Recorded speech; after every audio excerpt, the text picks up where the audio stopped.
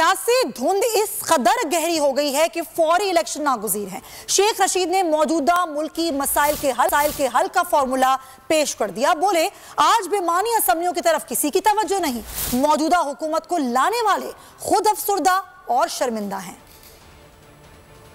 इमरान खान ने अकेले 13 जमातों की सियासी कब्र खोद दी है। अब इलेक्शन का सूरज तुलू होकर ही रहेगा। शेख रशीद ने एक बार फिर हुकूमती इत्तेहाद को दिन में तारे दिखा दिए। सियासी धुंध इतनी छा गई है कि आज कोई लूली लंगड़ी असम्बलियों की तरफ देख ही नहीं रहा। हमारे 567 मेंबर असम्बलियों से मुस्ताफी हो गए तो पीछे क्या रह जाएगा। पॉलिसियों पर तनकीद करते हुए कहा कि अब तो मिफ्ता भी कह रहे हैं कि मुल्क डिफॉल्ट हो सकता है। इमरान खान की हुकूमत के बाद एक्सपोर्ट, तहसीलात, ज़र मुबादला के ज़खायर कम, स्टॉक एक्सचेंज ठुस, पेट्रोल, गैस, डॉलर महंगा और नायाब है।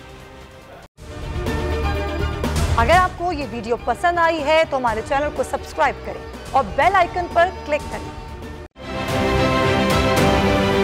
आप ये समझें, ये जो हक है ना, हक पे खड़े रहना और हक को बोलना, ये दूर से लगता है तन्हा हो गए लोग। आप खान साहब को देखें, तन्हा दिखाई देने, सारी जमातें मिलकर उनके खिलाफ हैं, लेकिन आज भी पाकिस्तान की आवाम उस हक की आवाज़ के पीछे जो है 80% से ज़्यादा आवाम उनके साथ है। सेम एग्जैक्टली इसी तरीके से बोल की कहानी है भाई। बिल्कुल अलग आपको तन्हा दिखाई देगा, हर जगह आपको खड़ा हुआ नजर आएगा, हटेगा नहीं किसी चीज़ से। और उसके साथ भी 80% आवाम अगर आज आप देखें तो उसे बोल दिख रही है।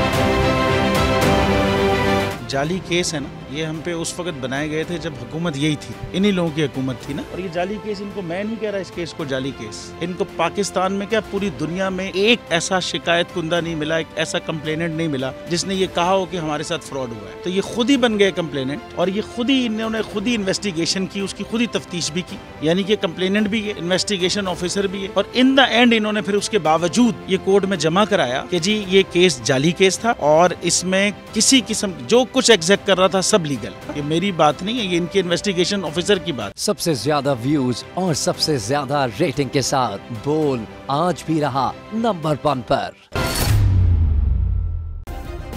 सब्सक्राइब करें और बेल दबाएं ताकि कोई खबर रह न जाए।